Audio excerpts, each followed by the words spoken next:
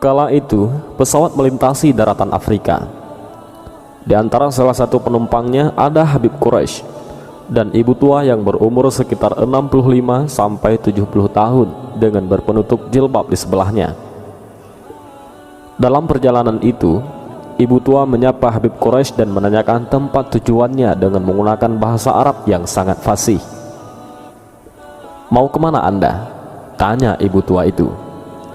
"Saya akan transit ke Yordan, kemudian melanjutkan perjalanan ke Yaman," jawab Habib.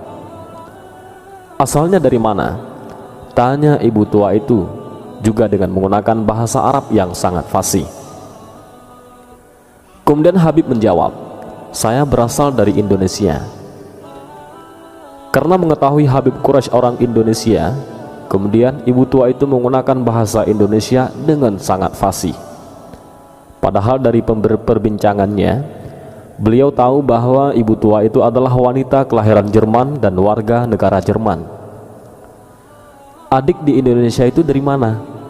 Habib Quraisy katakan, "Saya dari Jawa."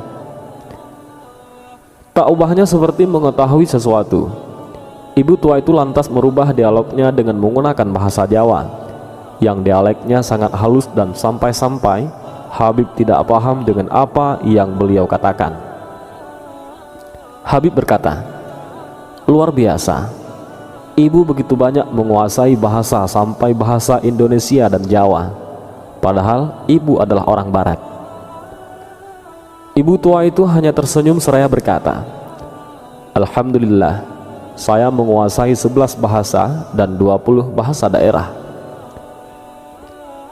Silih waktu dari perbincangan Habib Quraisy bersama ibu tua itu akhirnya mengarah kepada hal-hal yang berkaitan dengan agama. Ibu tua itu mulai mengupas pembahasan tentang Al-Quran dengan indah dan sangat mahir.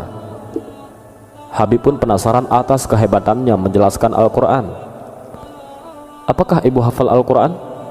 Beliau menjawab, "Iya, saya telah menghafal Al-Quran. Dan saya rasa tidak cukup hanya menghafal Al-Quran, sehingga saya berusaha menghafal tafsir Jalalain, dan saya pun hafal." Tidak sampai di situ saja, ibu tua itu melanjutkan bicaranya. "Namun Al-Quran harus bergandengan dengan hadis, sehingga saya berupaya untuk menghafal hadis tentang hukum, sehingga saya hafal kitab hadis Bulughul Maram di luar kepala. Lantas saya masih belum merasa cukup, karena di dalam Islam bukan hanya ada halal dan haram, tetapi harus ada fadhailul amal. Maka saya memilih kitab Riyadhus Shalihin untuk saya hafal." Kata ibu itu menuturkan pendalamannya tentang Islam kepada Habib Quraisy.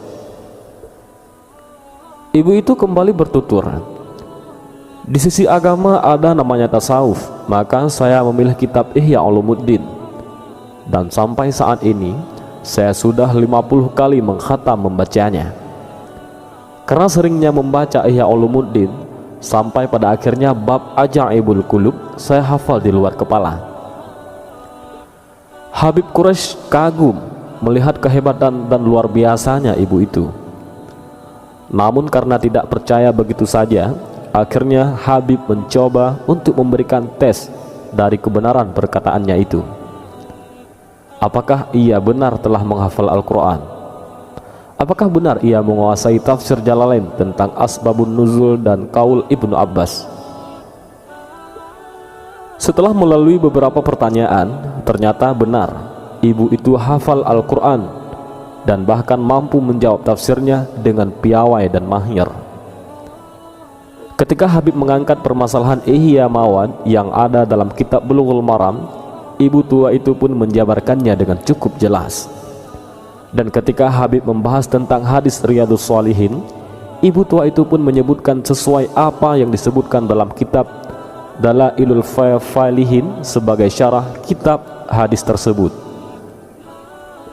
Dan lagi ia menjelaskan masalah psikologi hati berbasis kitab Ihya Ulumuddin pada pasal Ajaibul Qulub. Kembali Habib dibuat terkagum dan heran akan kehebatan ibu tua itu dengan menggeleng-gelengkan kepalanya. Pesawat akan mendarat di airport. Lalu ibu tua itu mengambil tasnya yang ada di kabin. Karena sudah merasa kenal, Habib pun membantu menurunkan 3 tasnya ke lantai pesawat. Namun apa yang terjadi?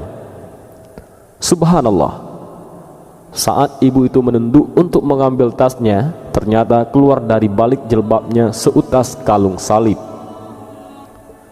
Seperti petir menyambar di siang bolong, Habib Quraisy menunduk lemah. Ibu itu pun tersenyum dan berkata, "Akan kujelaskan padamu nanti di hotel." Habib akan transit selama sehari semalam. Begitupun dengan ibu tua itu. Di ruang tunggu dia tunjukkan nomor kamarnya kepada Habib dan berjanji bertemu di ruang lobi restoran. Keduanya akhirnya bertemu. Kepada Habib Quraisy ia mengatakan, "Saya bukan orang Kristen. Mengapa saya keluar dari Kristen? Karena saya menganggap Kristen itu hanya dongeng belaka. Dan kalung ini bukan berarti saya Kristen, tetapi kalung ini pemberian dari almarhumah ibu saya." Ia mengatakan bahwa ia telah mempelajari Kristen, Hindu, dan juga Islam. Ia mengungkapkan ketertarikannya mengenai keagungan yang ada di balik wahyu Allah dan hadis Nabi Muhammad. Lalu Habib bertanya, "Apa agama ibu sekarang?" Ibu itu mengatakan, "Saya tidak beragama." Andai ibu masuk Islam, begitu membaca 2 kalimat syahadah, ibu akan langsung mendapat titel ulama karena luasnya ilmu yang dimiliki, kata Habib. Ia menjawab, "Mungkin karena saya belum mendapat hidayah dari Allah." Seketika itu Habib Quraisy meneteskan air matanya dan bersyukur kepada Allah. Bagaimana orang seperti dia yang sudah hafal 30 juz Al-Quran dan hadis-hadis belum Allah izinkan untuk beriman kepadanya, sementara kita tanpa usaha apapun telah dipilih oleh Allah untuk menjadi seorang muslim? Adakah yang tahu betapa mahalnya hidayah? Setinggi-tinggi ilmu, seluas-luasnya pengetahuan, sedalam-dalamnya pemikiran, dan sekuat-kuatnya hafalan 30 juz Al-Quran dan hadis tidaklah mampu menggapai hidayah. Karena hidayah itu adalah datangnya dari Allah. Sebagaimana hambanya masuk surga karena rahmatnya, tidaklah cukup hanya menghafal Al-Quran dan hadis. Demikianlah kisah luar biasa ini. Semoga kita dapat mengambil ikhtibar betapa bersyukurnya kita dianugerahi iman dan Islam. Tinggal bagaimana kita mencari dan mempelajari Islam secara kafah. Dan semoga kita termasuk golongan orang-orang yang husnul khatimah. Dan ibu tua itu bernama An-Mari Shimmel, yaitu ahli terkemuka dalam literatur Islam dan mistisme ataupun tasawuf. Beliau dikenal memiliki ingatan fotografis dan beliau berkebangsaan Jerman. Dan beliau juga seorang profesor yang mengajar di 3 universitas terkenal di 3 negara yang berbeda. Beliau wafat pada tahun 2003 di usia 80 tahun. Dan entah bagaimana akhir kisah tentang keimanannya di sisa akhir hidupnya.